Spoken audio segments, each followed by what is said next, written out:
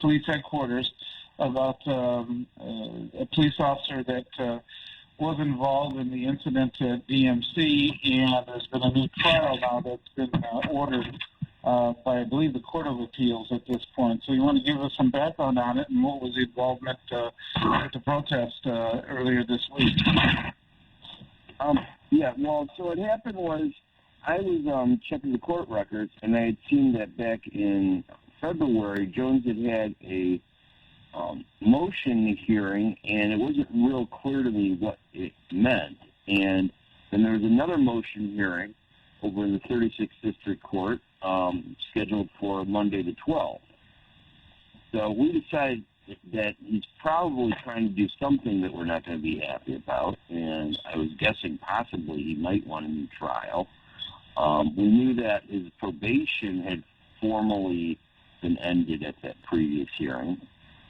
And so we gathered out there, and I put out some news releases letting media know that we'd be there to comment on the situation that we have here. And as it turns out, yes, he was given a new trial, and the judge's reasoning had something to do with, and I'm trying to remember, had something to do with him not being trained, or the jury not being trained properly, in the judge's opinion, on what police are allowed to do to people. That he didn't have the right, the jury was not instructed as to what police can do. And, yeah, I guess it wasn't instructing of the jury, as well as they said that he may not have received competent counsel at the time of the hearing. I believe it was another that the court looked at. Yes, that was another thing she brought. That's right. And we have seen the videos, multiple ones, from various angles, and the jury having seen much more than probably I did in the past. I find it rather silly to think that any of this really makes any difference.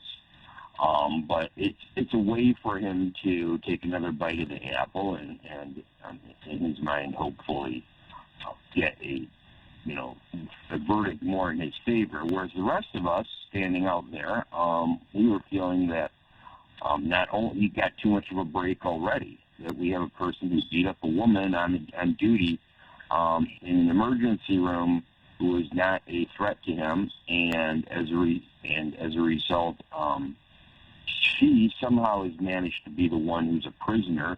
She is like indefinitely a prisoner, having been convicted of no crime, whereas he is walking free. He gets a promotion in the police department, and the probation, he got, but yeah, probation while he's free, probation while he's getting a promotion, that we don't consider to be justice. Yeah. Well, the promotion was by collective bargaining agreement, and I guess part of the controversy is whether the police commission actually has the authority to stop that in lieu of the collective bargaining agreement, which is going to be interesting to see how that eventually plays out and what it's going to do. You know, Tom, there's a lot of issues politically that are happening right now, and it ties into some of the guests we're going to have later on into the show. But there have been a number of incidents involving the police, and I found it interesting that Congresswoman Tlaib has come out and indicated, at least her initial statement, and it's gotten her a lot of national press, completely calling all the police sanctioned government, like assassins, allowed to just freely go ahead and kill, but also completely called for really taking apart the whole criminal justice system in terms of the police and corrections. So do you think that this was an overreach, and this is exactly what the Republicans are going to start playing in the 22 midterm elections? Well, Bob, I think that this is something that we always know that Congresswoman Tlaib speaks from the heart, and sometimes it goes straight from her heart into her mouth and bypasses her brain. So that's one of the challenges, but it's also very authentic. And she was clearly coming from a place of hurt and anguish, as we frankly all are now.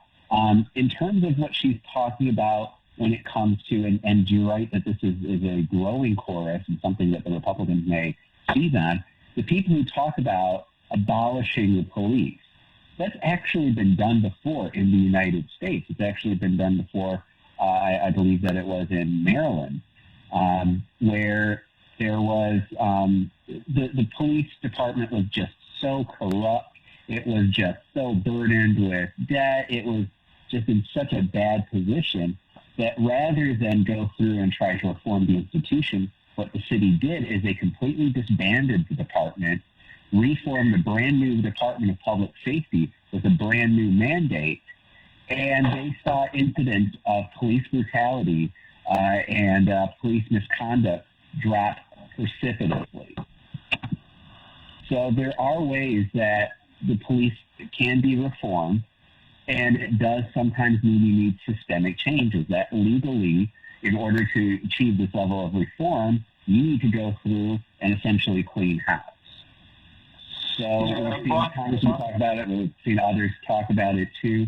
And do I think the Republicans will seize on this going into the 22 cycle? Oh, yeah. Yeah, and some other cities too have had some horrible reputations, unfortunately, with the police, like Boston, with the union, with some of the police union and some of the corruption that was involved in it. But I do think it's going to be seized on. I've heard it pointed out several times that the Congress people that are calling for the defunding of the police are the same ones that have the National Guard protecting them around the Capitol. And, you know, you have protection for them there, you know, in terms of guns and everything else. And does the average citizen going to be lacking that protection by some of the rhetoric that's being played right now? And that's, you're going to see those kind of pushbacks that start to occur. It'd be interesting to see if Representative Tlaib has called for the National Guard to leave, you know, the Washington area in terms of, you know, protection and things like that. And unfortunately, they've seen some public officials, not necessarily in Michigan, but California and stuff, that ask for police to be completely defunded, and at the same time they have armed security all the time that surrounded them or live in gated communities. So it creates this mixed message that I think as Democrats, I'm a Democrat, that you have to be careful of, because it's going to just become cannon fodder for the 22 election. One thing I'm worried about. I'm sorry, go ahead. Who's that? Scotty? Okay, yeah, one thing I'm worried about is you mentioned the National Guard thing, is that they by reducing, if they got rid of the police entirely, and I understand defunding means reallocating resources and all that, but I'm talking about if one takes, because the way Tlaib said it and ends the police saying, I'm wondering if she means that at all levels, because the thing I'm a little concerned about is if we got rid of our local police, people would still be needing to call 911. They'd still be expecting someone to deal with a situation where the use of force is warranted, and they're not prepared to be the ones doing it. So what would happen? Would we instead end up having state or federal law enforcement powers come in and replace them, in which case people would have even less control over their policing, because the organization that's policing them is even further removed from their control?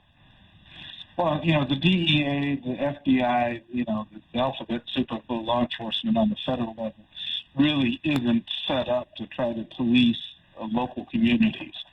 They're usually specialized in what they're doing, whether it's corruption, going after guns, going after drugs, those type of things are usually very, very specialized, and they don't have the broad institutional support or resources to go within communities and try to police it. Part of the policing is understanding the community, and doesn't always mean that it's enforcement action. It's engaging with the community. I think we sometimes forget that. So the police are also supposed to do. And unfortunately, a lot of that, so much of that changed with the patrol car.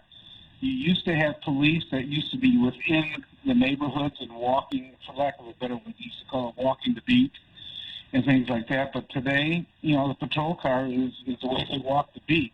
And that's by necessity, because especially in a city like Detroit, how big it is. And so the interpersonal connection is difficult for the police sometimes to engage in. And that's why it's interesting. I've heard them to say, well, get the police out of the schools and things like that. The police aren't supposed to be there necessarily, just for enforcement. It's supposed to soften and help the image of the police as well. And I think all that's being swept aside at this particular time. But there's been a lot of shootings. There's been a lot of things that have happened. When you look at Minnesota, Chicago, I understand there was a protest in Detroit last night about the shooting in Minnesota, the second shooting that occurred while the trial's going on about Floyd, and it's creating a real concern with people about these protests involving that. It seems like African Americans are being the ones that are targeted and the ones that are having the most difficulty in terms of being stopped by the police. And it raises all sorts of questions about why are those always the ones that are highlighted? Are the police doing that to everybody, or are they just, focusing in on the African American community? There's a lot of pushback on people who said they're just fed up with it at this point.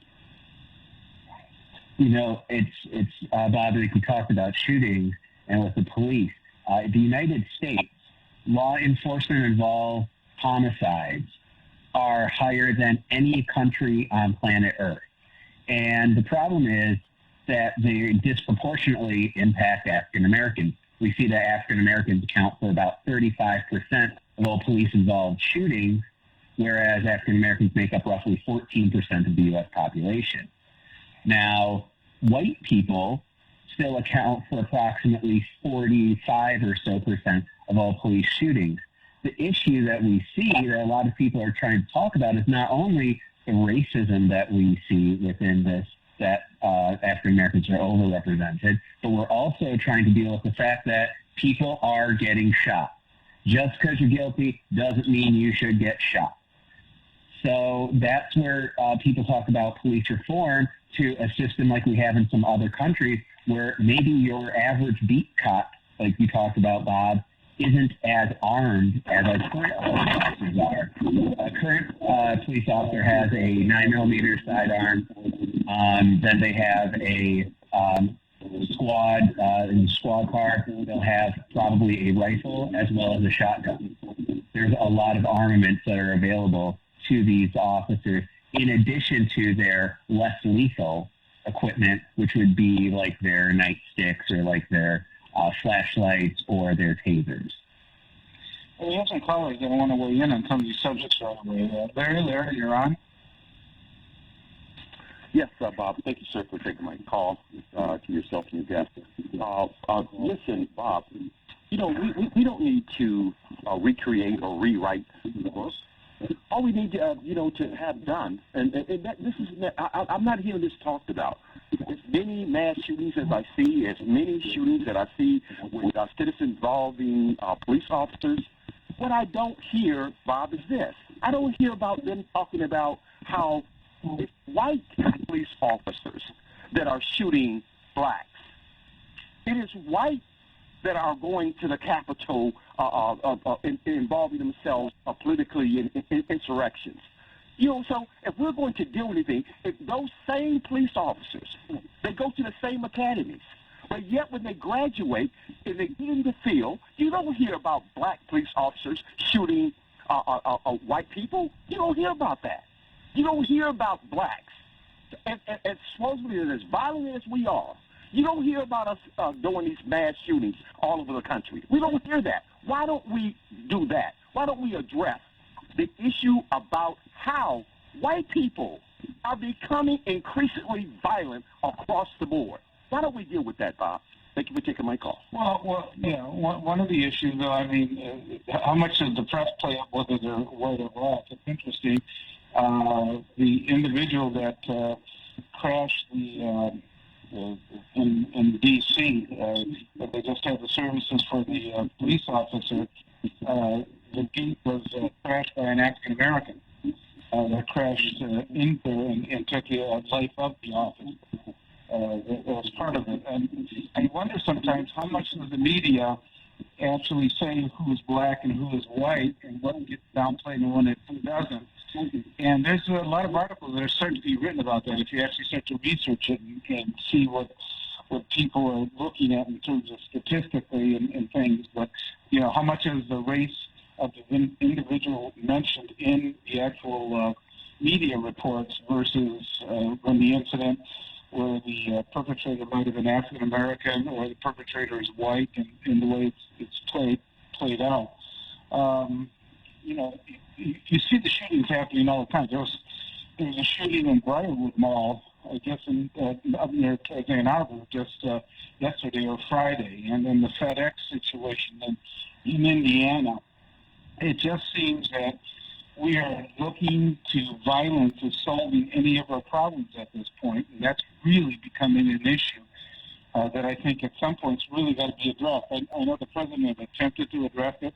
A lot of people call it, addressing it violence light, because there isn't a lot that he really changed in terms of trying to address the gun situation. So, I don't know, any other thoughts from the panel on some of this? Well, Bob, just to echo the caller's point, I think he's talking real sense out there, that we are seeing this, and it is primarily driven by white people, and it is white racist violence that we are seeing that is causing so many deaths, not only from the police, but from these mass shootings. Bob, we're about, 120 days or so into this year. We are at over 150 mass shootings so far in this country. So, mass shootings are a big problem, and the vast majority of the perpetrators of those crimes are white. And also, most of these people are getting these guns shortly before their crimes, within days or even a month of their crime. And many of these people would have and should have been prevented from getting a gun in the first place. So when we're talking about dealing with white violence and white extremism, the administration has said that it's going to be the top priority of the FBI and other organizations to root out these hate groups. But we also got to cut off their supplies to guns. And that requires comprehensive reform. Okay. Well, we hear the music here. We're taking a break. You're listening to 910 AM Superstation. We're going to be right back after these few words.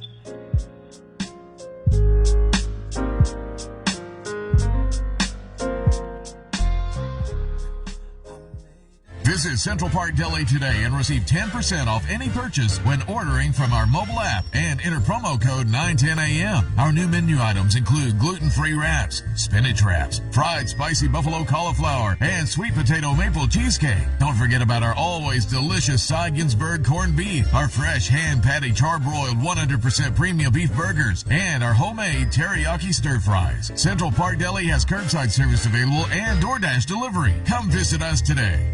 Are you looking for a great deal on advertising? Here at 910 AM Superstation, we're going to make you an offer that you can't refuse with our Godfather Package Special. You can receive 200 spots for $500. That's right, 200 spots for only $500. That's $2.50 per spot. All spots must air within a 30-day schedule, and 910 AM Superstation will produce your spots for free. Please contact Renisha Williams at 313-434-8291. That's 313-434-8291. Please call now. I'm Reverend Sheffield of Real Talk every Sunday on WADL TV, Sundays at 12:30 p.m.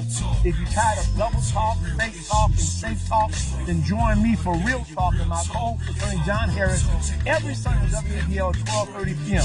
Real Talk takes a closer look into the views of the news and what real people are talking about every day. For the real story, tune in to Real Talk every Sunday at 12:30 p.m. on WADL TV. Real Talk.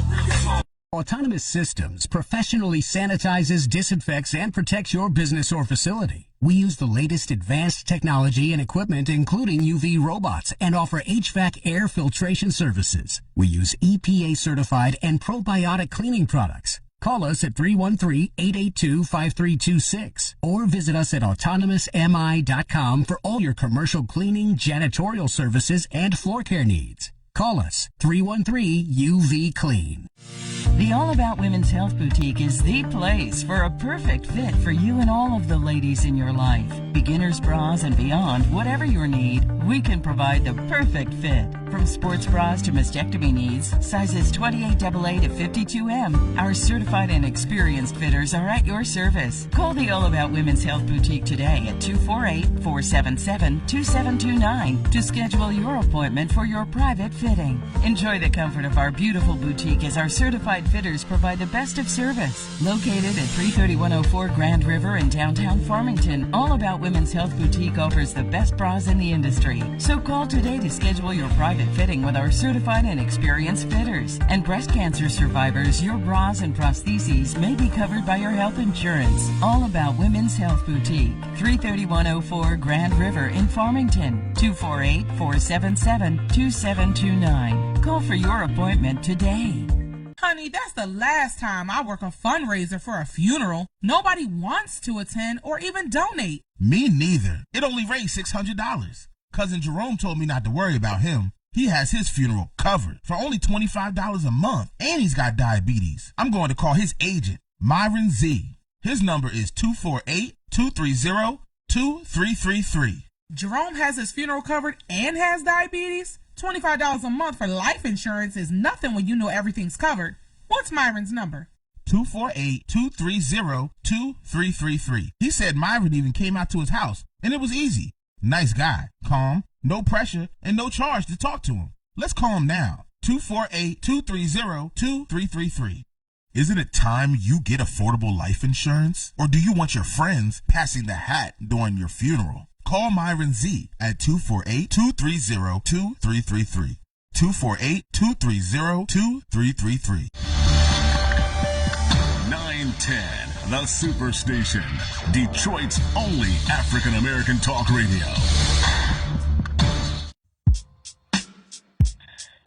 Good morning. You're listening to 910 AM the Superstation. We have our usual panel of Tom Choske, Police Commissioner Willie Burton, as well as Scotty Boman, a Libertarian. We have a number of callers. We're also going to be joined at 8:30 by Brandon Brice, who has his own show on 910, but also a political commentator that always an interesting perspective of where the needle is moving in terms of politics. But right now, let's get some of our callers in. Larry, you're on.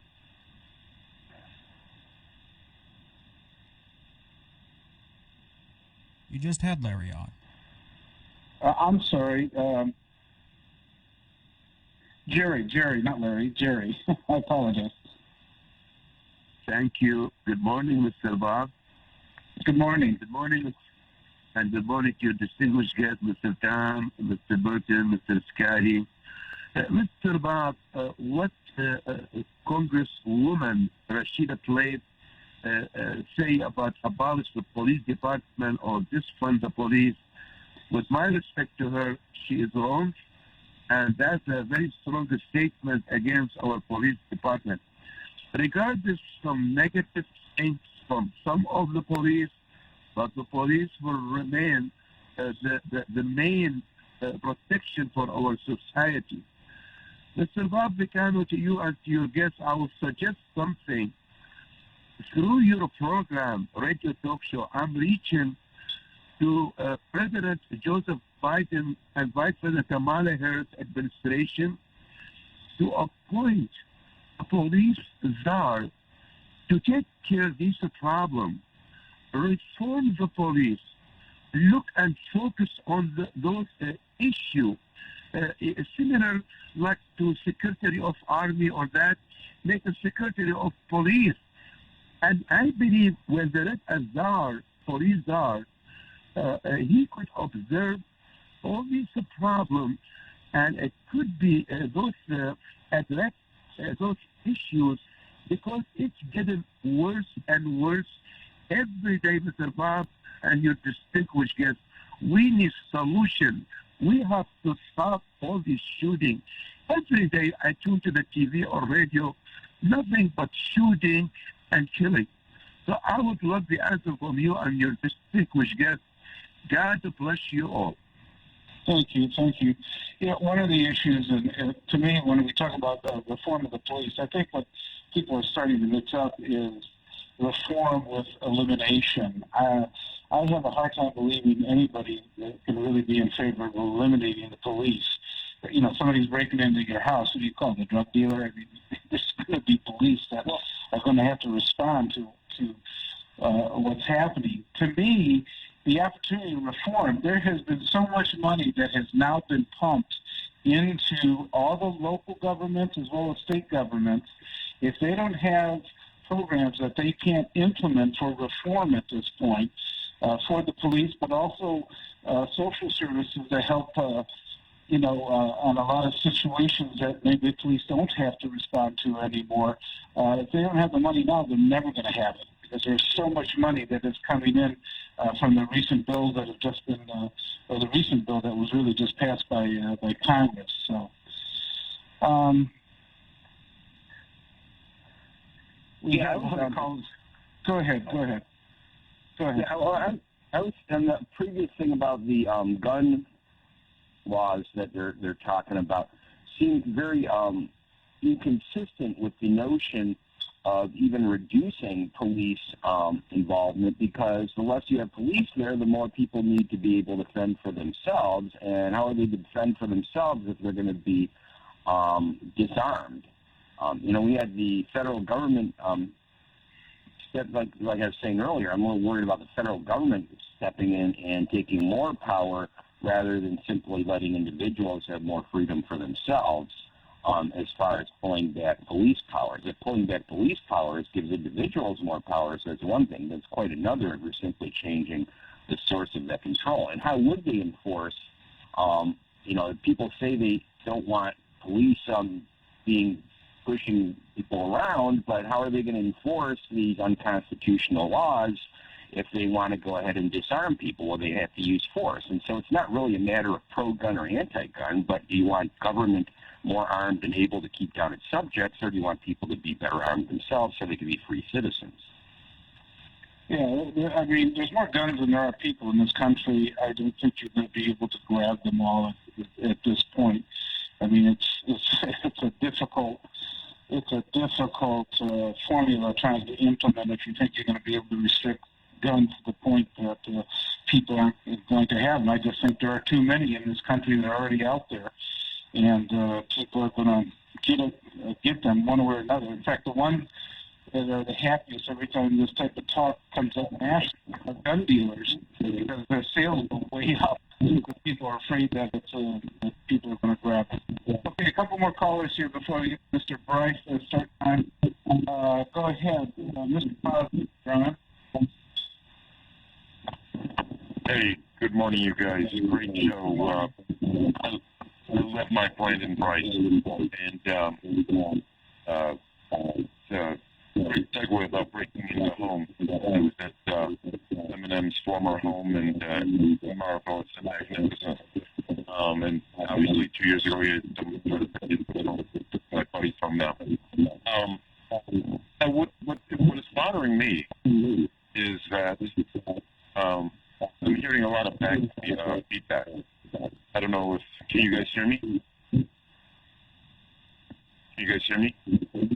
Yeah, there's an echo or something. When everybody would check their phones at this point, there's an echo going back. Please, everyone shut their phones off. The echoes. Yeah. Okay, go ahead.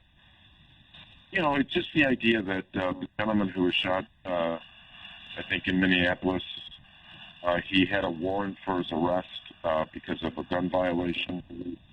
I guess the question is, do you think the police officer of 23 years is going to, you think she's going to be found guilty? Does she scream taser? And they have it on, the film that she screamed taser. Do you think it's just going to be construed as an accident? But here we go again. Someone gets arrested. Someone has a record. The gun charge. He runs away. We don't know what he's going to go get. Why didn't he stop? And everyone says this, well, let him go. Let him go. Okay, now, if he has a felony offense, and I would defer to you guys, Scotty and Robert, and a host of others. What happens if he goes out and commits another crime? Who's liable? Is it the police that say, hey, just let him go? Or is it, the person that committed the crime? When you could have got the person, whatever you call, get rid of the problem, thwart the problem, not kill the person, but stop him, no matter what it took. Gun to the leg, whatever, to catch him. Well, what's hard to tell is that I've heard different versions of this stop in Minnesota. First of all, that it was a misdemeanor. Right. Now, the more you read it, it looks like it's a felony of a 20-year possibility if he were found guilty. And non-reporting to the probation officer, non-reporting to the probation office itself, as well as the officer. I mean, there's all sorts of factors that start to, evolve up. There's confusion in a lot of these cases. We jump to conclusions right away. I thought it was kind of interesting that the city manager, where the police officer was employed, said, well, there's going to be due process, and allegedly he was fired for saying that by the mayor. So, I mean, there's all sorts of issues. And then take the Chicago situation. The young boy, the 13-year-old that was shot. Now the Attorney General's or the prosecutor's office is saying that at the bond hearing, the attorney for representing the people misspoke about whether the young man had a gun in his hand or not. And they've got enhanced parts of the body camera now. And whether he had the gun, and as soon as he was ordered to show his hands, he threw it and put his hands up, and there was like a split second between that and the shot that occurred. I mean, it is just piling on, and some of it is just timing. I mean, the female officer that shot the individual in Minnesota, probably her timing couldn't have been worse with the Floyd trial going on, because people are just tired of this type of thing happening all the time. So, right. And that's a good point, Robert, about jumping to conclusions so quickly without knowing all the facts. It tells you that there's a narrative that wants to be construed and put out to the public, depending on what position you're in. So you're right. I'm glad that you brought that up, and hopefully your listening audience is listening, especially my little Scotty Boman, that little educated, that little intellectual giant. Okay, you guys have a great Sunday. Go for your journey. All right, great. I'll tell you what, we have Brandon Brice has come out. We have other callers. We're asking you to hold on here, but we have one of our guests here, Brandon Brice. Brandon, welcome back to 910. We appreciate you getting up on a Sunday morning to join us. Bob, always a pleasure, and I'm getting ready to go in on this topic. Well, let's see what your thoughts are about some of this. Go ahead. Bob, we need to just be real. We're going to talk about this tomorrow on my show, but we really need to be real. First of all, this is a case-by-case scenario. So all of this police brutality, let's stop it. I was talking to my father, who is law enforcement, or former retired law enforcement, and I said, if you were stop it, first of all, what the Jesus is a 13-year-old kid hanging around with 21-year-old thugs, that's what they are, and then the kid had a gun in his hand. And then this kid, being young, got the bright idea to not only run away from the police with a gun in his hand, but then thought it was smart to stop, throw the gun away, and hurry up and turn around and think that the police was just going to let him go. No, you can't do that. And especially in today's world, you can't do that because the cops make split-second decisions. So the people we need to be putting on trial is that kid's parents. Let's stop it. Let's stop it. When you look at Chicago, Bob, there's Bob, I've been talking about this, Bob, for probably 3 years now. Mm-hmm. Obama didn't talk about it. Trump actually did talk about it, and they said, oh, he's racist. Okay. Joe Biden won't talk about it. But the reality is there is something very wrong in Chicago right now. There are massacres of black boys in Chicago, and no one seems to care. But then suddenly, when a 13-year-old who has no business in the streets with another 21-year-old who has priors, has a gun in his hand, runs away from the police, and when a police officer makes a split decision, now the cop is the one. I mean, the reality is it's going to be a very difficult trial, Bob, to convince the jury that a 13-year-old who had a gun in his hand, who was running away from a police officer, the minute he decided to get smart and toss the firearm away, the cop retaliates and blows him away. Is it unfortunate? Absolutely. But the reality is you can't do that. That's called breaking the law. But you know what, Bob? This is one of many stories that Chicago specifically, and I'm going to focus on specifically Chicago because, Bob, last year Chicago, and this is facts. These are not just talking points. These are facts.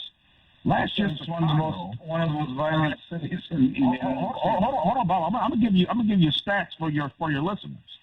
Last year, Chicago had 7,000 murders in 3 months. That's like Baghdad. But no one wants to talk about that. The NAACP won't talk about that. Fox, MSNBC won't talk about that.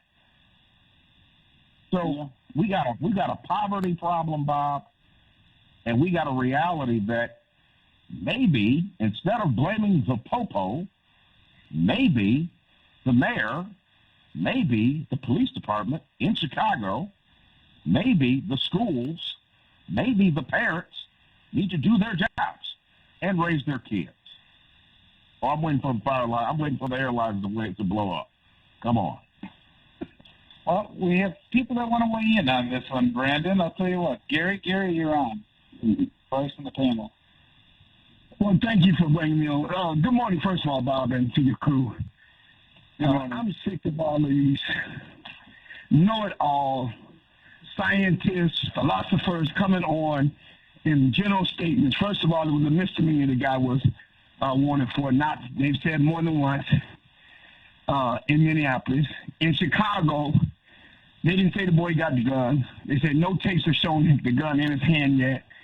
But we make these statements based upon the already racist media and police. Try living as a black man. And those of you who came on before me, who may live in the suburbs, may think you're better than somebody else, try being Mr. Dent, working at Chrysler or Ford, wherever you worked, for almost 47 years, and being beat to death because we got roguish cops. Try being a traffic victim of getting put over, beat, abused, talked down on because we got egotistical, racist, and ignorant black cops. Racist and ignorant white cops. We cannot overlook the issue of America and the racism and the discrimination. The caller just before me, we all realize there is a discipline problem. I'm not going to underestimate that.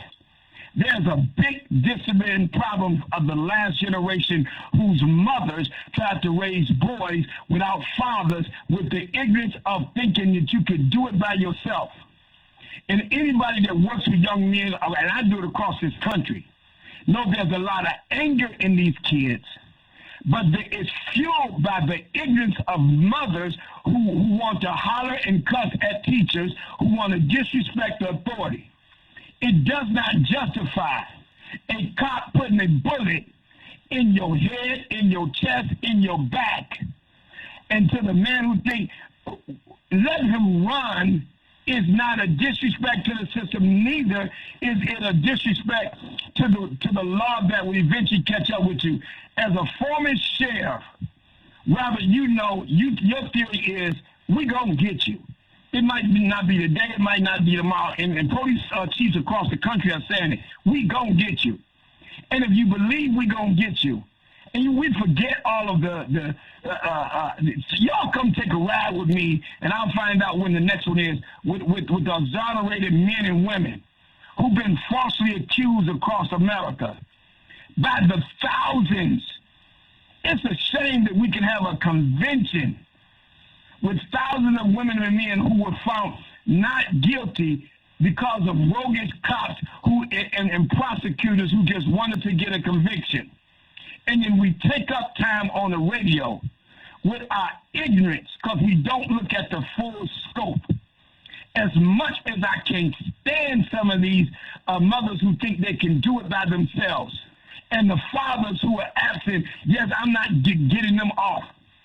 But I know there's a whole generation, Bob, that we all know is disrespectful. No, yes, sir. No, ma'am.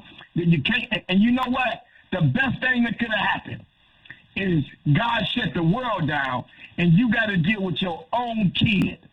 And you got to deal with your own behavior that you thought, she's just a little nice girl. You don't even see her most of the day. He's just a nice boy. You don't even see him most of the day. But now he's at home, and you're trying to get him be still to do the lesson. You're trying to make him stay on the computer. And I've heard mother after mother complain, they need to be back in school. They need to be back in school. You wouldn't even go to parent-teacher conference. You wouldn't even go to the afternoon program.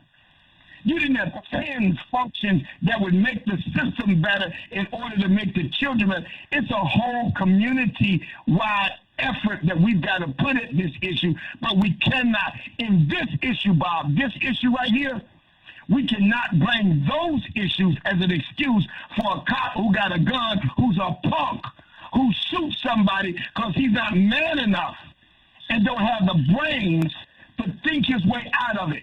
We need cops to be more community-based. They need to live back in the community. All the residency laws need to be put back in place, and you need to police where you live so you can respect your neighbor. And that's what it really is. And we cannot justify these cops shooting black men and women. Can I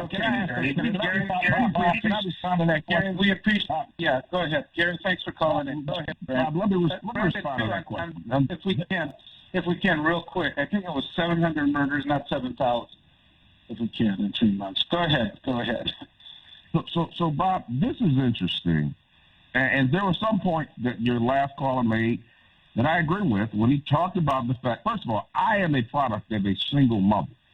So let's stop with the excuse of, oh, woe is me, the single moms can't do it. Let's stop that.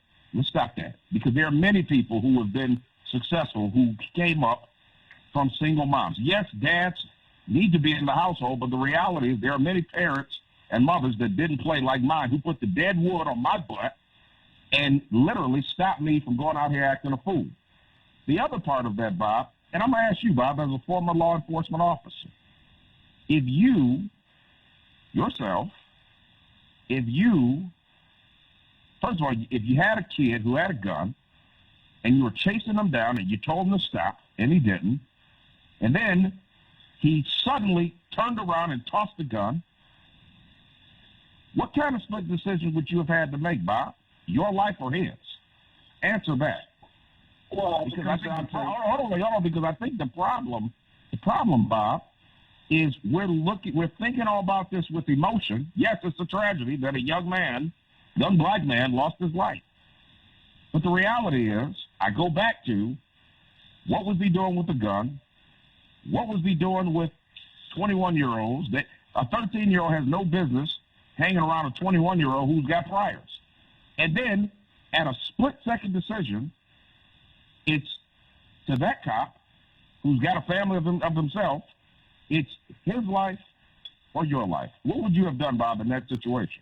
I think the problem that we're encountering here, Brandon, is that it's been accumulation of things that get highlighted. I mean, the Minnesota, you start with the serviceman in Virginia, you start with Minnesota. Bob, we're not talking about that. We're not talking about those things. We're talking about specifically this case in Chicago as a former law enforcement officer, and a split-second decision, What would you have done with your training? What would you have done?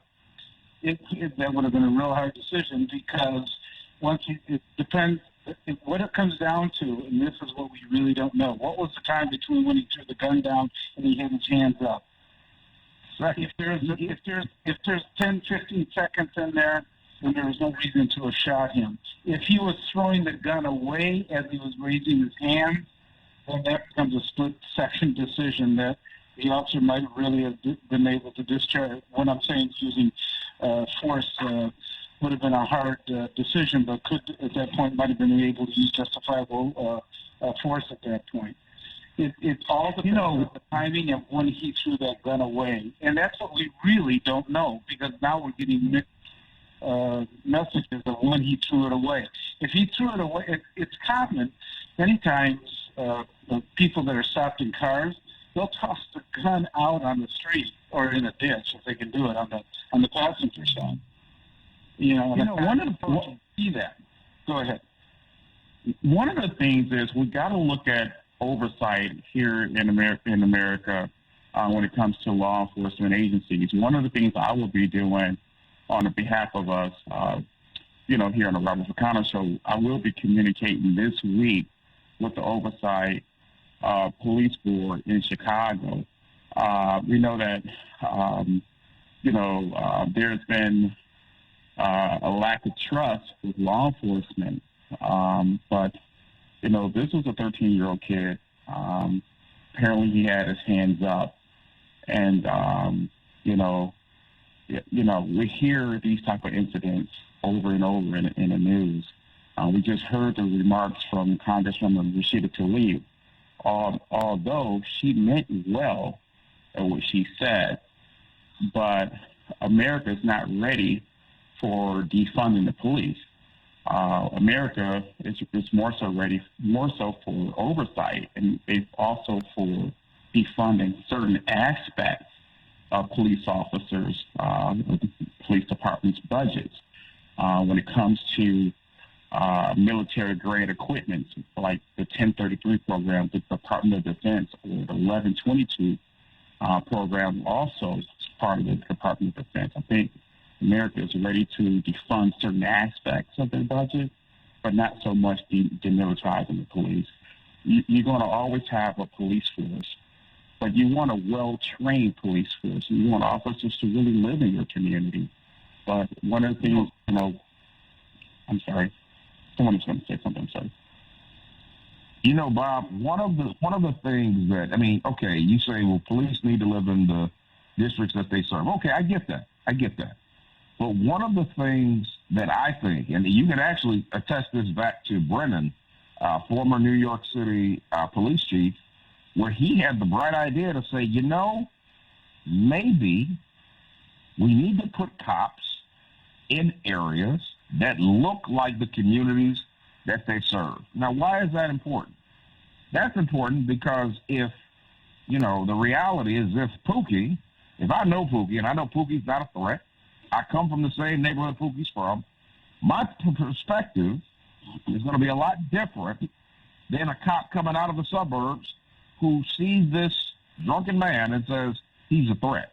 No, he's not a threat. Most folks from the area will say, well, just go home. And so to me, this is a challenge.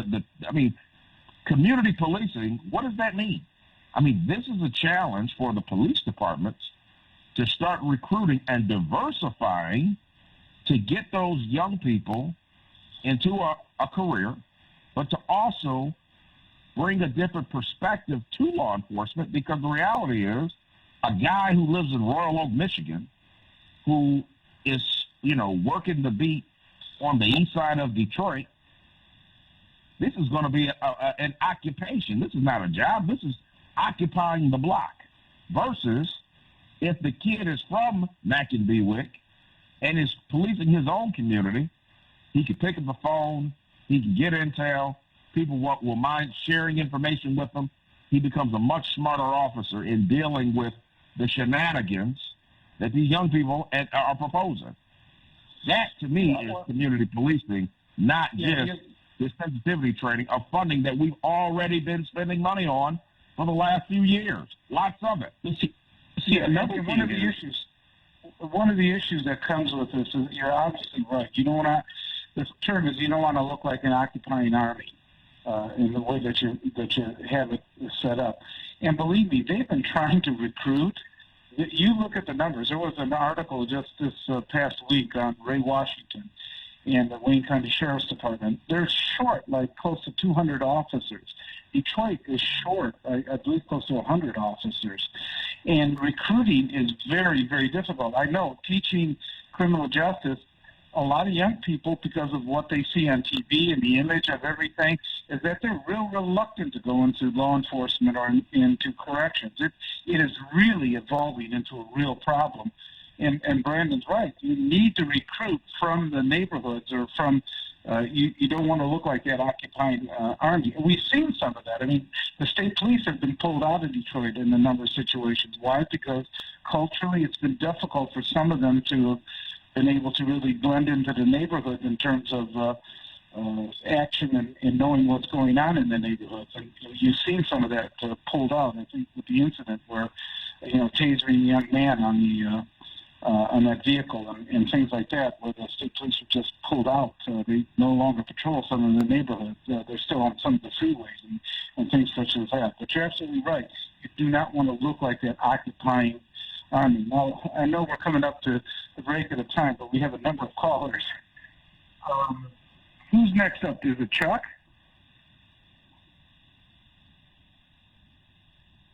Hello? Okay. Yeah, Chuck, yeah. You're on. Go ahead. Oh, thank you. You guys make a lot of sense with the issues at hand. We got different ethnics and nationalities and things like that. And somebody said something that, kind of like connected, the issues. When it comes to people of color and people of Irish, Greek, Russian, German, and I mean, I think once we acknowledge the fact that there are nationalities, ethnicities, cultures, and traditions in whatever tribe you come from, whether you're Ethiopian, whether you any place in Africa, other than just black and white. When we use the terms black and white, to me that's automatically, especially in this day and time, for some reason, I don't know if it's over-exaggerated or not, but it seems to be over-exaggerated when we use the terms black and white rather than African American or Irish American or Russian American, Greek American, Latino, Puerto Rican, American. I think we got your point. And got your point, Chip. Okay, yeah, and that's pretty much what it is. We need to have more respect for the law, as well as we have to be concerned about what goes on in our own home. Okay. Our own neighborhood. We have a number of callers we're trying to get to. Okay, so I appreciate sorry about that. We understand I understand your point. Thanks. Bruce, you're on. For some reason, I don't know if it's over-exaggerated or not, but it seems to be over-exaggerated. Bruce, your connection's not very good. Go ahead. Can you try it again? Bruce? We lost him. Okay, Tim. Tim, you're on. Good morning, and good morning to your guests. It seems like when it comes to policing, they have a problem with catching the black guys in a harder way than they do the white guys. So you have a white guy who was inside his vehicle, and that's a dangerous weapon. And he spit in their face, and he almost drove the police over, but they did not shoot at him. Now you have this young boy in Chicago, and he tossed the gun, and then he turned around. If you see him toss the gun, why you didn't see him with no gun in his hand when he turned around? He didn't have no gun in his hand. He tossed the gun, so that was more than a split second. for him to toss that gun and then turn around. So if you did not see that boy with no gun in his hand, you need to be fired because you're not paying no attention because he never had a gun in his hand when he turned around. I mean, he had instances where they let white people get away with certain things, but soon as a black person tried to do the same thing, they end up gunning them down. I mean, let's be real. And for your guest who was on there talking about with 7,000 killings in Chicago, he needs to research and get his facts right before he takes something like that. Because it was not 7,000 murders in Chicago. 700. It was 700. Okay, I want to thank Brandon. Brandon, thanks for coming on today. We appreciate it very, very much. I know how you are. You got your own show. You're on what time? Mondays at what time? 9 p.m. Brandon Brice Show. Check me out. You got it. Thank you, Brandon. To all the callers, hold on. We have our next guest coming on, which is, again, in the subject of American Civil Liberties Union and some of the stops and some of the issues that have been going on. You're listening to 910 AM Superstation. We're going to be right back after these few words. Are you looking for a great deal on advertising? Here at 910 AM Superstation, we're going to make you an offer that you can't refuse with our Godfather Package Special. You can receive 200 spots for $500. That's right, 200 spots for only $500. That's $2.50 per spot. All spots must air within a 30-day schedule. And 910 AM Superstation will produce your spots for free. Please contact Renisha Williams at 313-434-8291. That's 313-434-8291. Please call now. 2020, the year that was and wasn't. Late payments, collections, foreclosures, student loans, medical bills, tax liens, and more. Who do you know with less than perfect credit? John 16:24 says, until now you have asked nothing in my name. Ask and you will receive that your joy may be full. Let us help you by removing inaccurate, erroneous, and obsolete information from all 3 credit bureaus. Call 855-730-WORD now. Break the strongholds and gain financial freedom. We can show you how to increase your financial literacy and turn it into generational wealth. Call 855-730-WORD now. For the next hour, receive our special offer. God is doing a new thing in your life. Let us help you get the credit you deserve. Home ownership, vehicle purchases, new job, lower interest rates. Call 855-730-WORD or email lovefinancialservice@gmail.com. Call 855-730-WORD now. If you or a loved one underwent hernia surgery between 2010 and 2016 and then suffered serious complications, call right now. You may be entitled to financial compensation. Complications associated with FISO-mesh include chronic pain, infection, adhesions, mesh migration, reopening of the hernia, and other serious injuries. Call right now. Call 1-800-799-2091.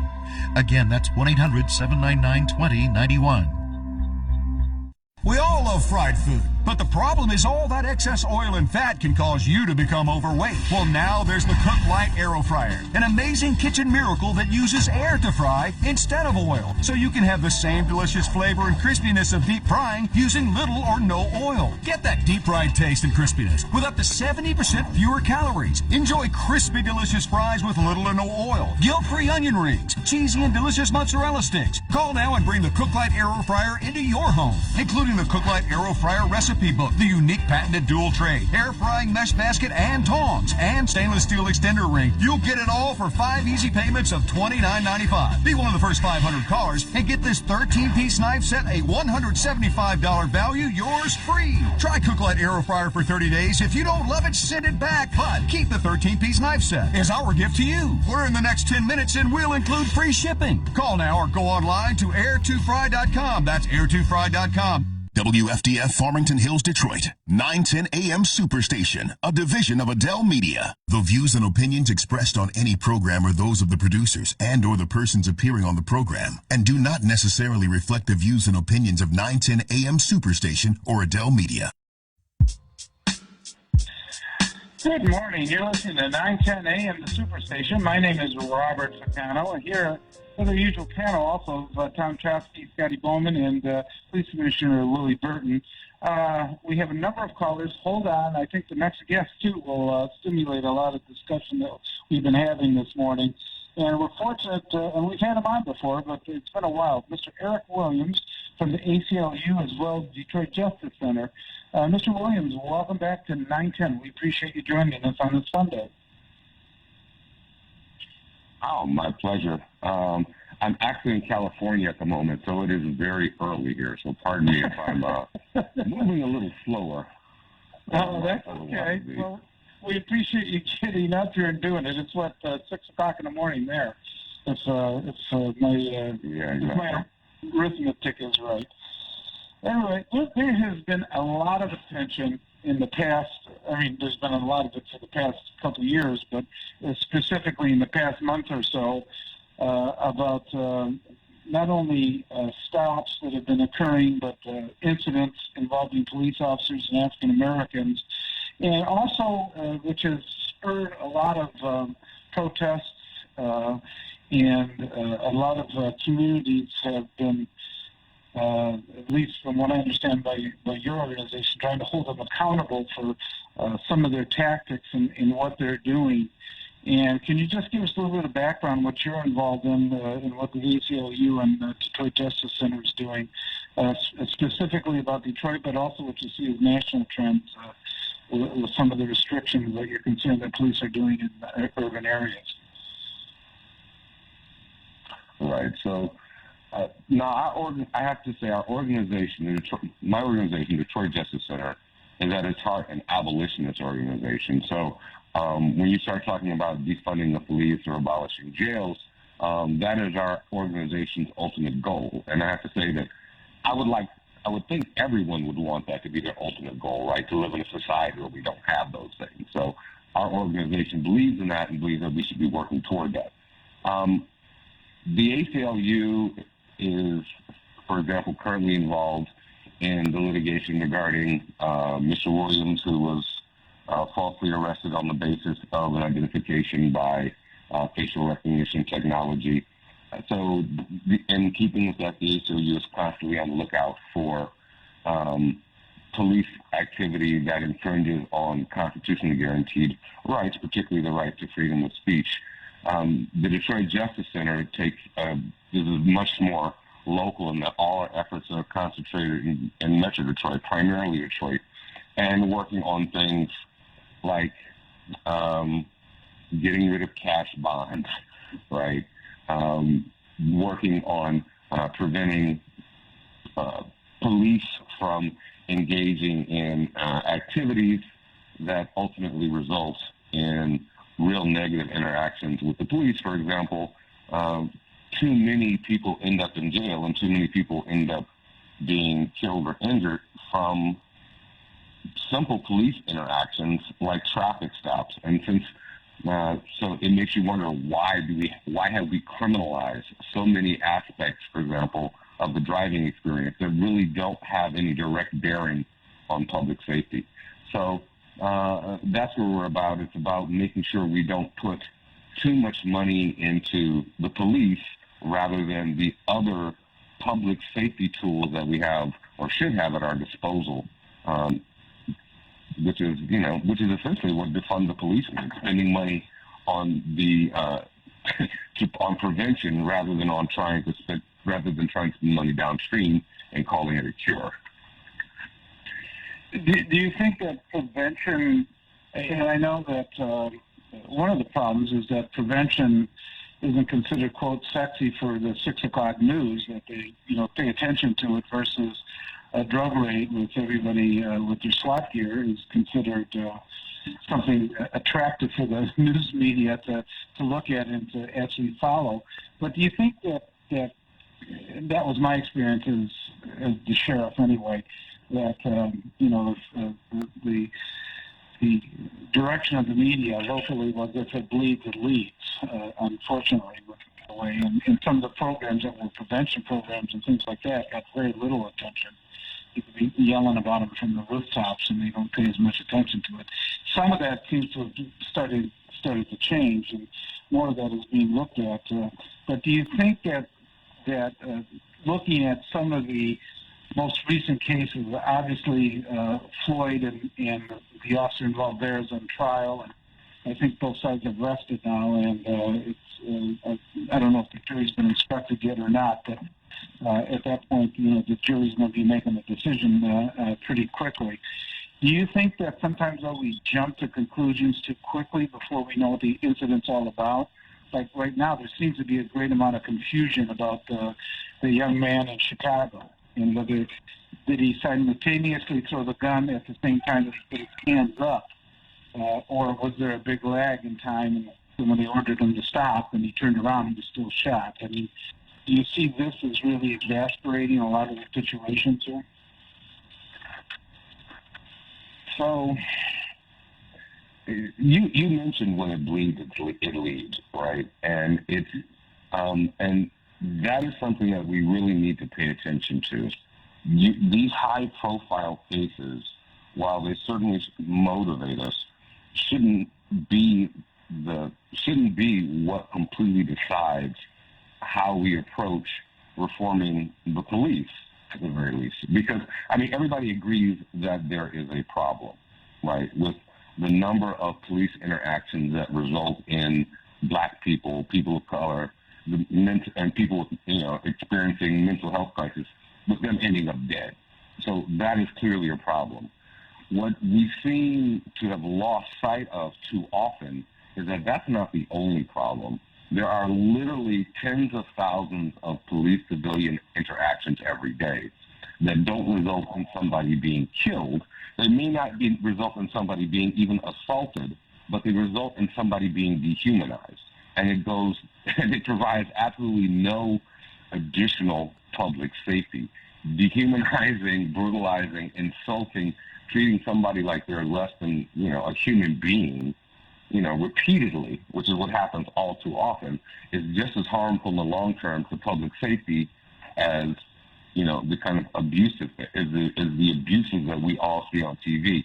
So it's not so much a matter of jumping to conclusions as people are very familiar with the fact that all too often we find ourselves confronting the police and they don't view us as human, right? And I have to say this, my son just became a cop in South Orange, New Jersey less than 2 weeks ago. He just graduated from the academy, right? My grandmother was a judge here in Wayne County, and my father is a retired Detroit police officer. So I don't have an inherent bias against police, but I am very aware that far too often cops don't treat people, particularly black people, like they deserve respect. We do not get the benefit of the doubt, and the whole, the life is on the line every time is a mantra that really grows old and does not explain how we get treated. So I don't think we're jumping to conclusions. I think we are basing it on our experiences. We have a number of callers. I'm not sure that all of them are hanging on, so Kevin, you might have to help me with this. Sylvia, are you still on? Good morning. Yes, I am still on. Go ahead. With Eric Williams here from ACLU. Go ahead. Okay. There is a problem, and I do believe that syndicated media mouthpiece plays a lot in the minds and the psyche of people. If the statistics came out like they should, you would understand that police brutality does not only affect the blacks, but there's a population of white and Latinos and other civilians that have died and been under the brutality of the police conduct. It's as if the police have some kind of drone orders to come out at the civilians and treat everybody as this less than human people out here with whatever the issues are. We have seen in many instances where if it was a black cop that shot a white boy that threw away a gun, it would be an issue, and everybody would be saying that the death of this person was unfair. But when it's a black person that dies under the weaponry and what we do as a hate crime, it's always the deceased thought that they got killed. We have seen on many occasions where whites with guns have did mass shootings, who have disrespected the cops, chased the cops, had arms in their hand, and they somehow had a training not to kill these people. So it's as if they have a training where this group over here, you just target practice, and this group over here, we're going to restrain you, and we're going to make sure that you make it through this ordeal alive. So that is so obvious, and for anybody to say that the person that has been murdered and brutally murdered, it's always their fault if that person happens to be a person with melanin and color. And it's a shame that we see this time after time. Okay. Thank you, Sylvia. Any reaction there, Eric? Well, I mean, that has been our experience. There have been too many times where, as you said, mass shooters have been taken into custody, and black people seem to have trouble surviving a traffic stop. But it's actually deeper than the police. It is everything about our system, right? We are under the impression that there are certain communities that just need to be surveilled, right? They need to have, that there are certain communities that need to have police oversight, and without paying attention to the fact that those are the very same communities you have disinvested in, right? If you think about the communities that you think of as the safest, they're not the safest because they have the most cops, right? They're the safest because they have community investment in education and mental health, and there's been, private investment in businesses, and, there's opportunities for the people that live places. Those are the things that make communities safe, not police officers. But we have the impression that people in those communities that don't have that kind of investment are inherently a threat. And if someone is inherently a threat, when you are confronted with them, you're going to respond that way. And that is the mindset that too often permeates the police departments.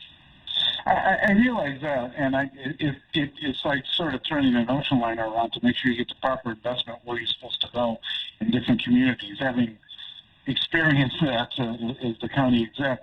At the same time, the police, on a day-to-day basis, where they put patrol officers are usually where the biggest need is. I mean, if there's a much higher crime rate at a certain location, doesn't it make sense to put more police there trying to drive that crime rate down?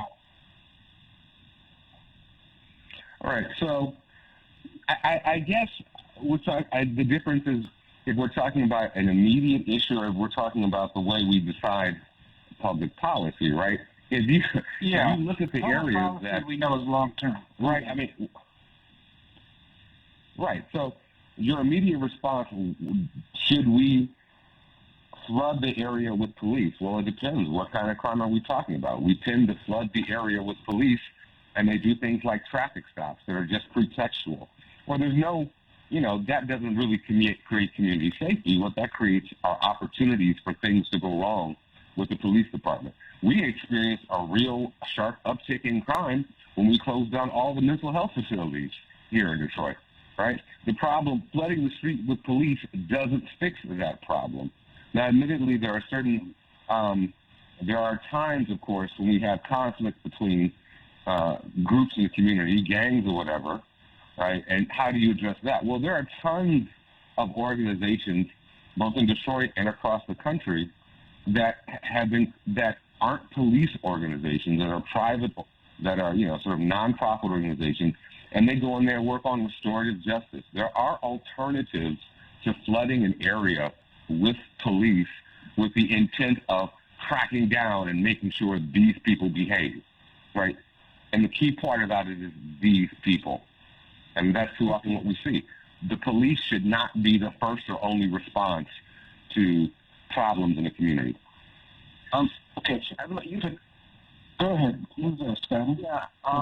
This is kind of you brought up earlier, talking to Mr. Williams. You brought up earlier the matter of over imprisonment, and then now you mentioned just a moment ago mental health facilities. And one issue that comes to my mind that seems to be a big, really unspoken problem is the use of mental health facilities as de facto prisons and the imprisonment without trial of disenfranchised people to the point where it even prevents them from speaking out against police abuse. For instance, the case of Shelby Smith, who is held prisoner against her will in a mental health facility indefinitely, and we don't get to hear what she has to say about how she was mistreated by a police officer. Couldn't this be a new form of imprisonment, in fact, a new form of slavery, since the Guardian often rakes in money from keeping these people locked up in these mental health facilities? Well, there are, so yes, really that. I mean, everything you said, I just go sorry, yes. And this isn't unique to Detroit. In fact, in virtually every major metropolitan area in the country, the largest mental health facility in any county is the jail. That constitutes, in many places, anywhere from a third to a quarter of what the police deal with on a daily basis. And this is, I mean, one, it's absurd because you are not helping those people, right? They end up in a place where they aren't being treated. Two, you are increasing the opportunities for really negative interactions. People with mental health issues are 16% more likely to end up dead in an interaction with the police. And you're putting the police officers in a horrible position, too, because you are sending someone with no training in dealing with mental health issues to deal with a person in distress, and the person you're sending is armed. That's just absolutely a recipe for disaster, and every single major metropolitan area in the country pretty much does it. There are a few, like there's in Oakland and I believe Seattle, they actually have alternatives, but yeah, it is horrible for the individuals who are having to deal with it. It is bad for the police, and it does the community at large absolutely no good either. You've hit the nail on the head, and it's something we really need to address. Okay, Fidel, you're on. Or Mr. Williams. Fidel, you still with us? Okay. Renee, you're on with Mr. Williams. Good morning to both of you. Good morning. Okay, so I recall time when I tried to become a police officer, and I was weeded out through a psychological testing. I was told that my lifestyle was stressful, so therefore I would be a good fit to be a police. So, but I hear these police officers doing all these killings, and so I'm wondering, like, okay, so where the psychological person that will test them and state that they're no longer fit to serve the public. And it is amazing to me how when a officer be the ones who tend to kill when it's not warranted. But black officers are able to restrain themselves. Where's the test that say that perhaps white officers are practicing racism opposed to a fear for their lives? Okay, part of the, I never could understand the psychological test that they give, and it seems to shift quite a bit in terms of what I saw, but that was years ago that I was involved with it. There are changes, though, now that there's a misperception, like, for example, with Detroit PD, that if you may have had a minor offense with the law, that's going to stop you from being a police officer, especially if it was a number of years ago. A couple things. Number one, they just ask for usually honesty in terms of if you've had an encounter with the law enforcement, that you tell them that you did, not that it blocks you from furthering the application. And number two, there's a number of expungements now, statutes that have been passed through the state of Michigan that starts to eliminate that, but not only for police, but for a number of other occupations as well. So, Eric, if you could hold on. I've never had any encounter with the police officer. I've never been a criminal, let me say that. But what I'm saying is, where is the test that weed out these apparently racist officers. Yeah, okay. I can talk about some of that we didn't implement in the sheriff's department. But Eric, if you can hold on, we just got a couple more minutes, and I know you're in California, you appreciate it. You listen to 910 AM, the Superstation. We'll be right back.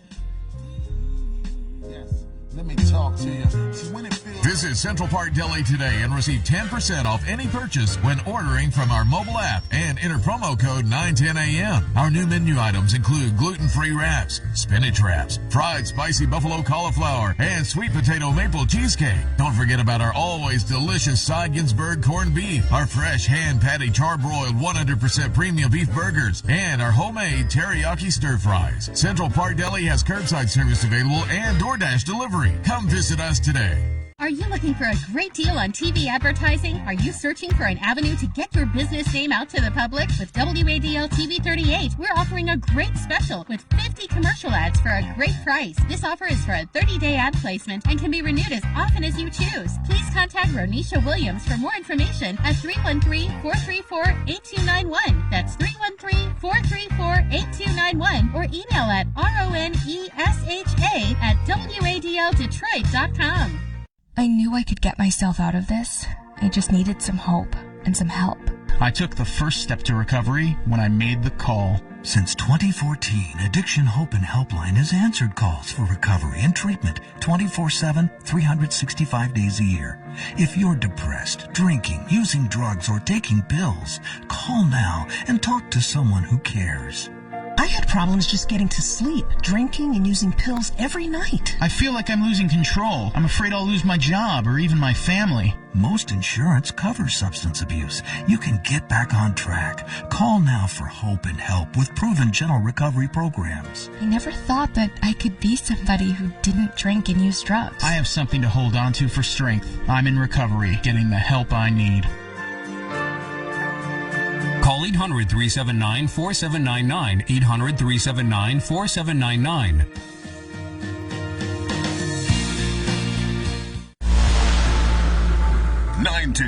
The Superstation, the oldest radio station in town since 1922.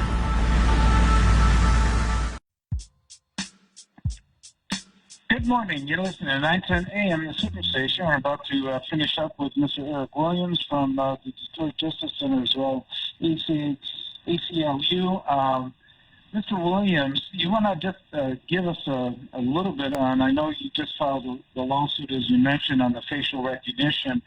In your, I believe the gentleman was from Farmington Hills. About he was accused by the false facial recognition of taking some watches from Shinola in downtown Detroit. So, do you want to tell us a little bit about that and what it's involving? Right. So this is one of those issues where the police have relied on technology. Very intrusive technology when it comes down to it, and basically arrested the wrong person. Now, we really don't know how often this has happened, right? But we essentially this is sort of digital racial profiling is what happened here. And this same thing comes up over and over again. It is a fact that facial recognition technology is less effective when dealing with people, particularly women, but also men who have darker complexions. And it's in a metropolitan area, in Detroit, which is over 80% black, that's just the problem. And the fact that DPD would implement a technology that disadvantaged the majority of people who live in the city is just absurd, particularly when there's no evidence yet that it actually, for example, that Project Greenlight, for example, actually reduces crime.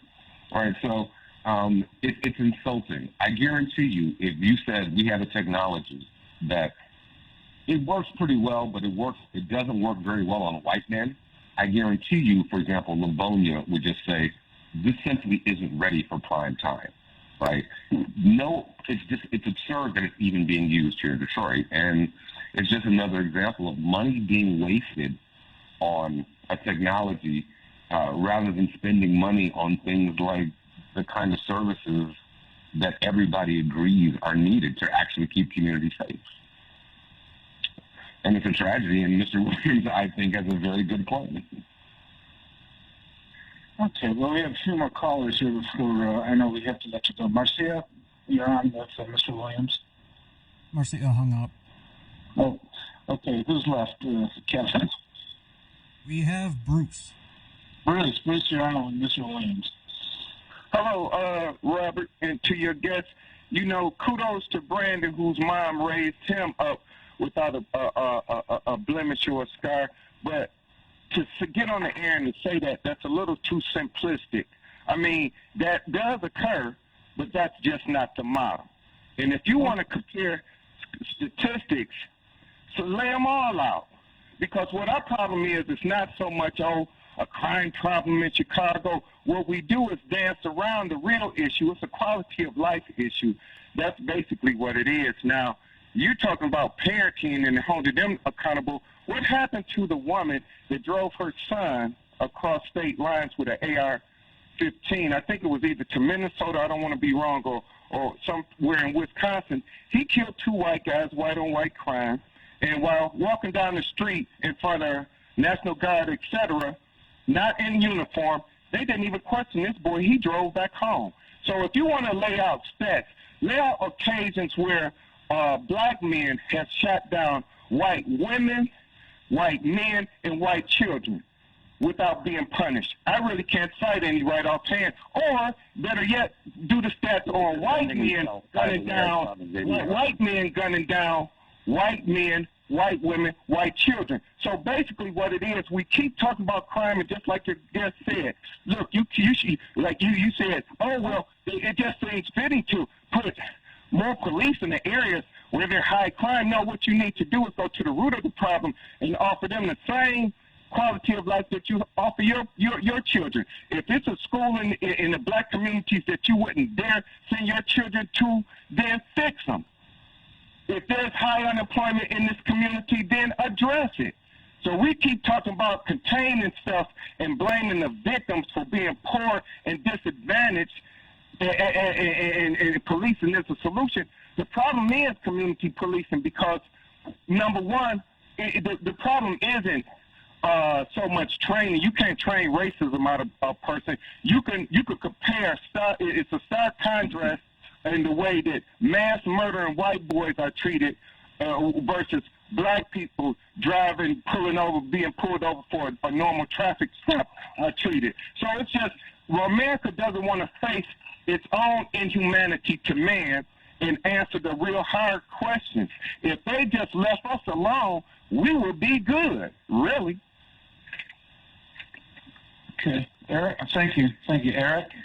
I know it goes to the long-term investment that we've talked about in the past, meaning resources put in neighborhoods like in the city of Detroit and things like that. So I know you've been a big proponent. I've had you on about that in the past. You've been a big proponent about are we doing this in a fair way, the resources being put in there. I got to believe, though, that some of the resources now are going to be let loose with the most recent legislation passed by the Congress. I mean, there seems to be so much money they're willing to spend into some of these areas. And if the infrastructure bill passes, which includes a number of other things besides just bridges and roads, that's investment too that might start to seep at least into some of the communities. Well, I mean, that's what you would like to see. But then you turn around, you see DPD spend money on things like shot spotters, right? Which is a bit of technology that's been around for like 15 years, but it doesn't actually. I mean, it works in the sense that it actually identifies. It does catch when shots are fired, but it doesn't actually improve response times. It doesn't actually do what you would like to think they're trying to do, which is increase the efficiency of the police department when it comes to responding to cars. It doesn't do that. It is a high-tech waste of money, just like facial recognition and the green light cameras are. And every single dollar spent on one of these flashy kind of, tech solutions is a dollar that isn't being spent on something that could actually positively impact community safety. So I'm not hopeful. The fact that these dollars are made available doesn't mean that DPD will ultimately spend them in a way that positively impacts the community. I'd like to see them prevent us from spending money on things like military hardware, right? And this kind of intrusive technology that, you know, threatens our civil liberties without providing any real increase in community safety. That's what we need to be, that's what we need to be worried about. Having the money available upstream is only part of the problem. Having, our police department waste the money on useless technology, having the money, Biden can't fix that part. Okay. Well, Eric, Mr. Williams, I want to thank you for joining us here today, especially from California. I know the time difference is 3 hours, and appreciate you taking the Sunday to do it. So at least we got you off to an early start, one way or another. And a lot of the issues to raise is something that appreciate you having me. Is going to be resonating for a long time, and we're going to have you back. So enjoy the rest of your day, and maybe you'll catch a few more hours before you have to get active in California. Thanks again for joining us. Appreciate it. Thank you for having me. You have a good day. And you too. We're switching gears a little bit right now, and we're going to be joined by Mr. Mark Lee, who has this show that's going to be on at 11 o'clock, as well as a gentleman that's joining us, Jason Pelletier from Fifth Third Bank. They're holding a special seminar, and especially we're talking about investment in the community and how much especially companies, minority companies, are having difficulties with this pandemic and with funding and being able to make sure they survive. And Mr. Lee is going to be talking to us, as well as one of his sponsors here from Fifth Third, Jason, about what is something that you could learn about in the seminar. I believe the first one is coming up here in April pretty quickly, and filling us in on some of the details of what this is going to involve. So, gentlemen, welcome. Appreciate you coming in on Sunday. Mark, appreciate you coming in early on Sunday and talking to us this morning. So why don't you tell us a little bit about the seminar and what's happening? And thank you, Jason, for joining us as well from Fifth Third Bank. All right, Bob. Yeah, glad to be here. Thanks for having me. This is relatively early for me, so but anyway, I'm so glad to be here. Thank you to you and your guests for having us on this morning. Yeah, this is a very important conference we're going to be having, and what it's going to be is the 7th annual Small Business Workshop, which is presented by Fifth Third Bank. And the reason that this workshop is important is that it's an event which actually kicks off May 5th. It doesn't kick off in April, but May 5th, where we're going to be focused on trying to help small businesses get back on their feet as a direct result of what's happening during the pandemic. And let me give you a couple of stats. I know the first half of your show you've been talking about a very critical issue in terms of what's going on in other cities. And by the way, we're going to pick up that conversation on my radio show at 11 o'clock this morning. But let me say this. We have an economic challenge within the small business community right now. Since the beginning of the pandemic, within the first 3 months of the pandemic, 41%, I'm going to repeat this number, 41% of black businesses shut down, partially or permanently. And that compares to 17% of all businesses that have shut down partially, over that 3-month period. And so the purpose of the conference is this workshop, the Small Business Workshop, is to begin to identify tools that will help these businesses get back on their feet. We know factually that a lot of African-American businesses don't have the same resources as white businesses, and they're struggling. And more importantly, in addition to them not surviving, they employ within the community. They employ people. So, for example, in the city of Detroit, we have 62,000 small businesses. 51,000 are minority-owned businesses. If 41% of those businesses shut down, you run the math, and then multiply that by on average of 2 to 3 people. So you're talking over 100,000, potentially 120,000 people losing their jobs.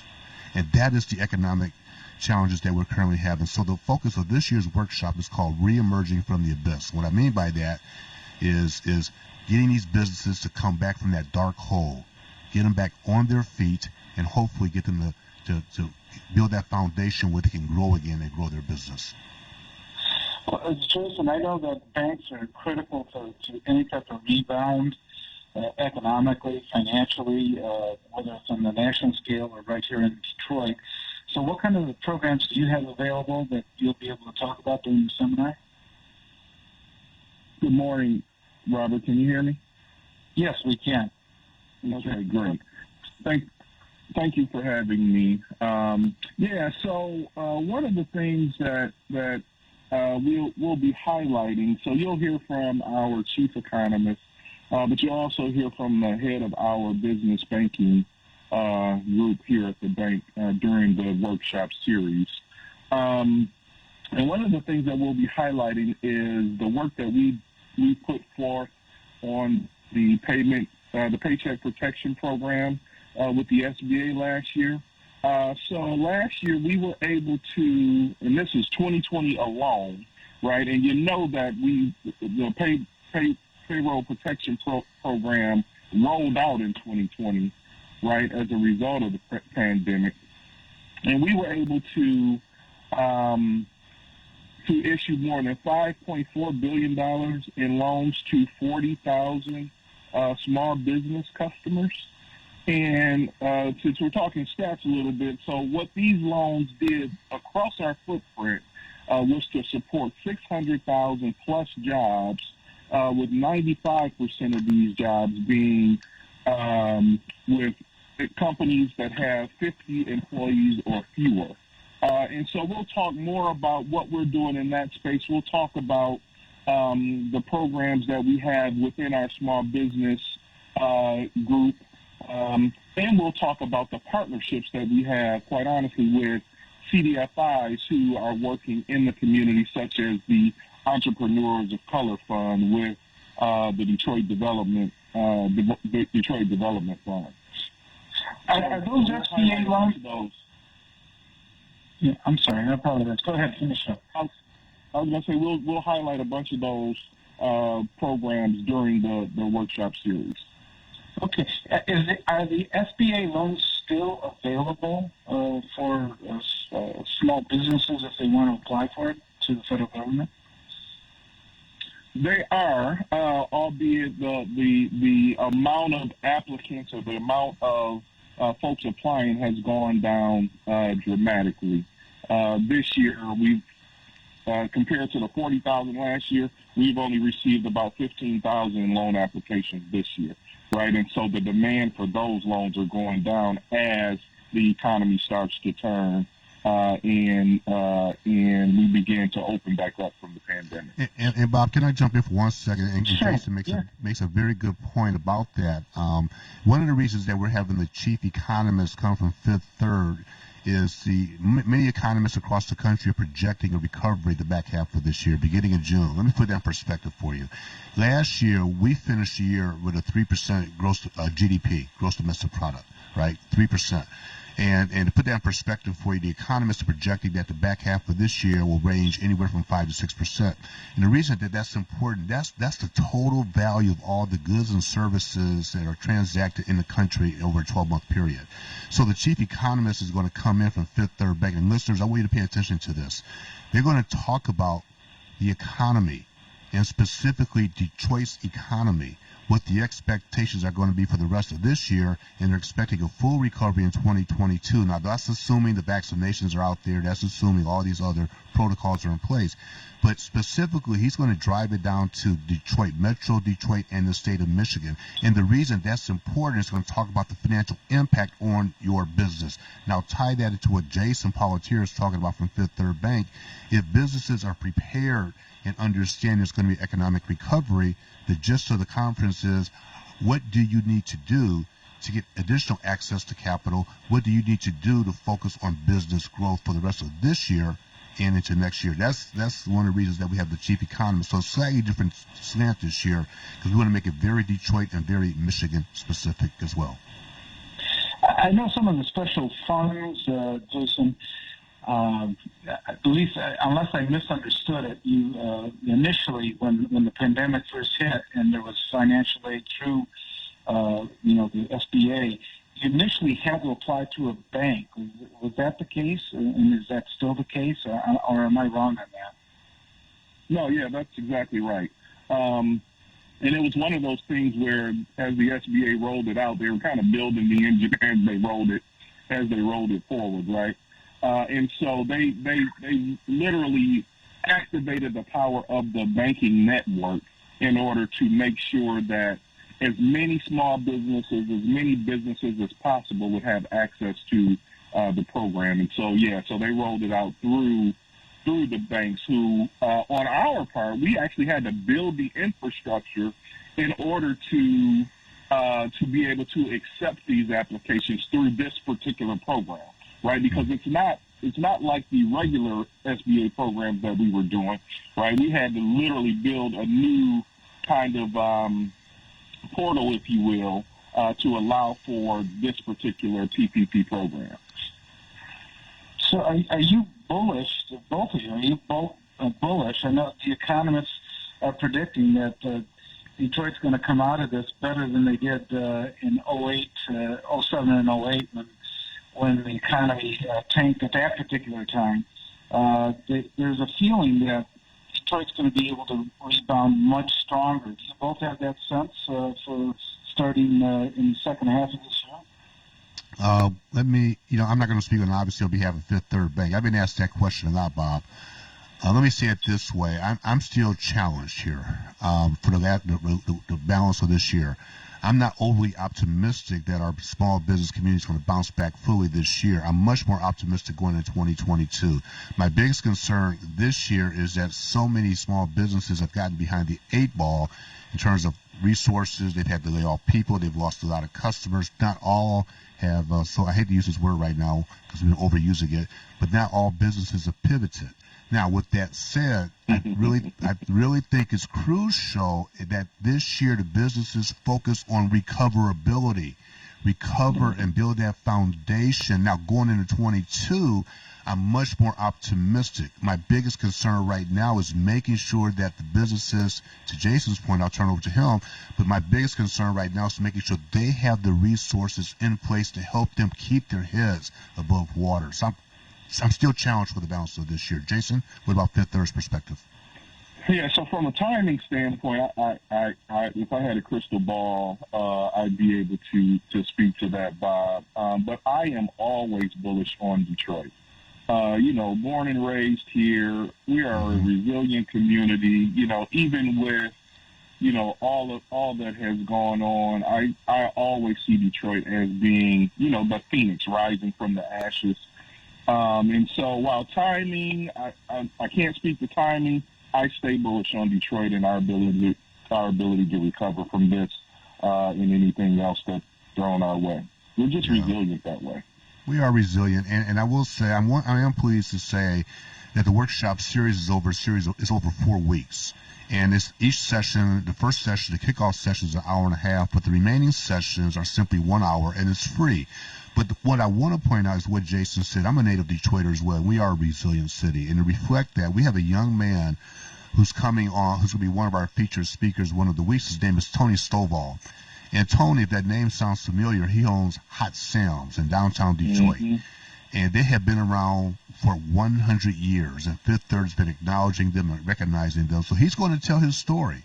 Tony Stovall is going to tell his story of how that business has survived 100 years, and think about how they've survived the last 12 months of this year of what we've gone through. Another person we're going to feature is a guy, you probably know the name, William Picard, Dr. William Picard. And Dr. Picard started He started with the McDonald's franchise. My father actually gave Dr. Picard his very first loan back in the early 70s, and he has agreed to come and share his story and share his journey. So I want to highlight those two names because it features what Jason just said. We are a resilient city. If you're out there listening to this interview, you're having doubts, I want you to check out Tony's story. I want you to check out Dr. Picard's story.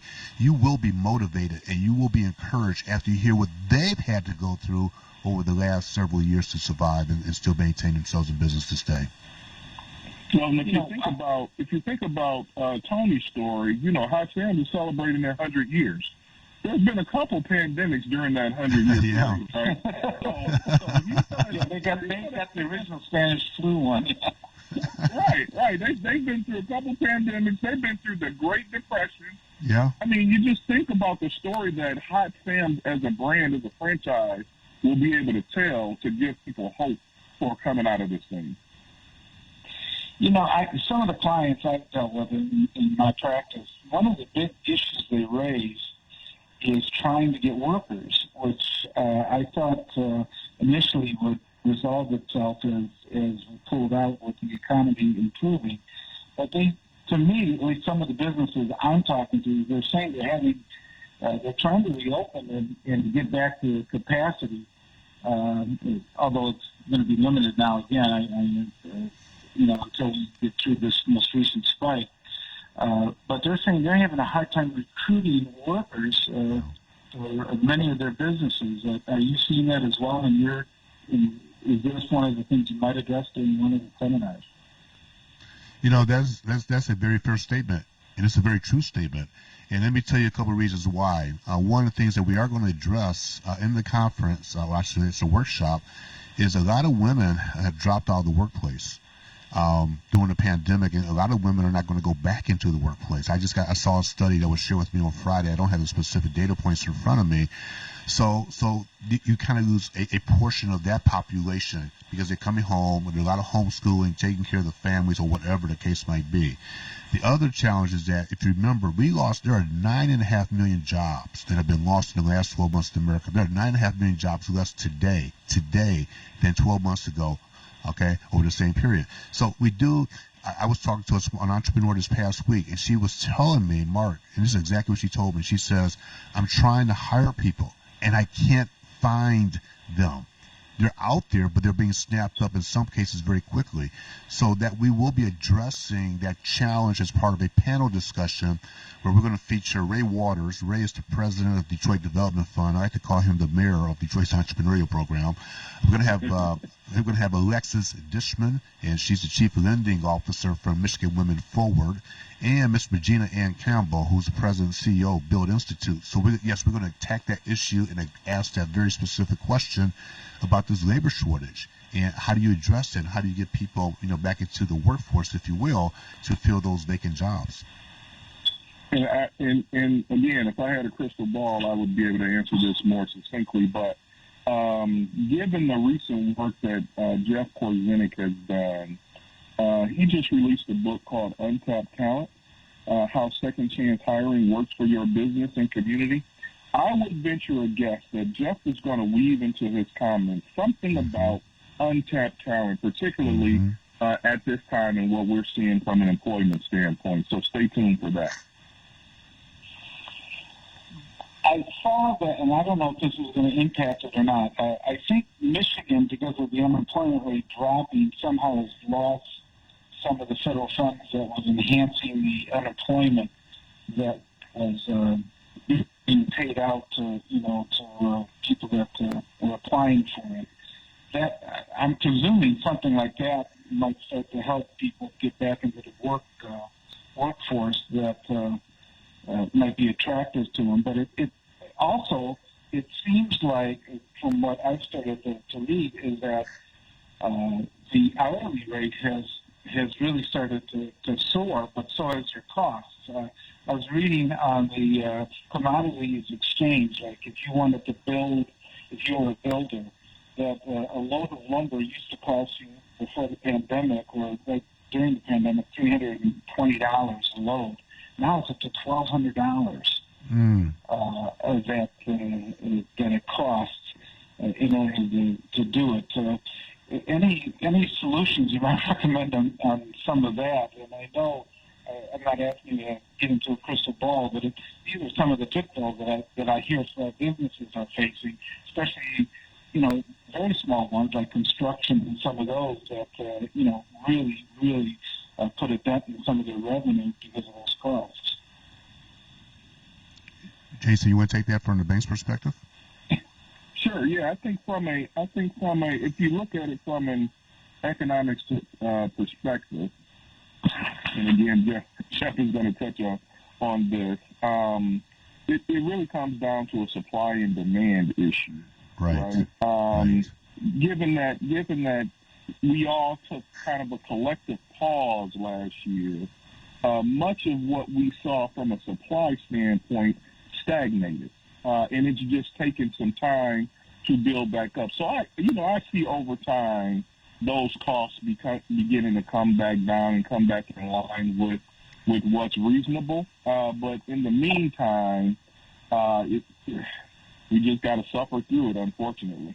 Yeah, and if you look at, for example, look at the business where the costs have really increased, Bob, and specifically home furnishings. And if you look at what happened in home offices, the price of the cost of labor, the cost of materials have increased. Why? And Jason's absolutely spot on. This is this thing called supply and demand. So if you went out and bought a piece of furniture right now for your home office, you're going to pay more money for it. And probably it's going to be a longer time for it to have it delivered to you. But over time, what's going to happen is going to even itself out as the market begins to shake itself out. I saw a report on the news this past week where, guess what, guys and ladies, there's too much toilet paper in the market right now. Remember a year ago, we all went out and we all bought all the toilet paper and all the paper towels.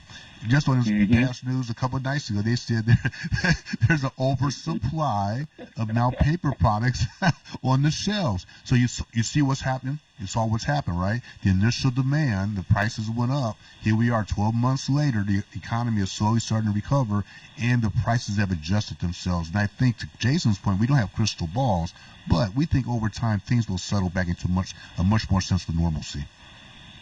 One of the concerns, now it's been a long time since I've taken my economic classes in college, one of the concerns, though, that they always taught us, that they talked about, was inflation, saying that if you flooded the market with too much money, that eventually inflation is going to take hold and it start to go up. My kids have a hard time believing that at one time, I think our first house, in order to borrow, it was like at 12%. From the bank. I remember that. Yes. And my kids can't believe that was anything like that with it. Now, today, with the federal legislation that's been passed, there's an enormous amount of money that's been pumped into the system.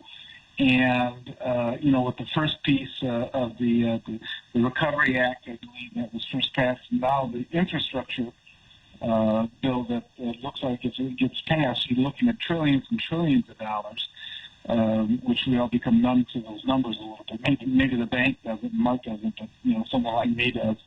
And the concern, but it doesn't seem to raise anymore, is the inflation. Do you think that kind of money in the system is going to really push prices way up in the future?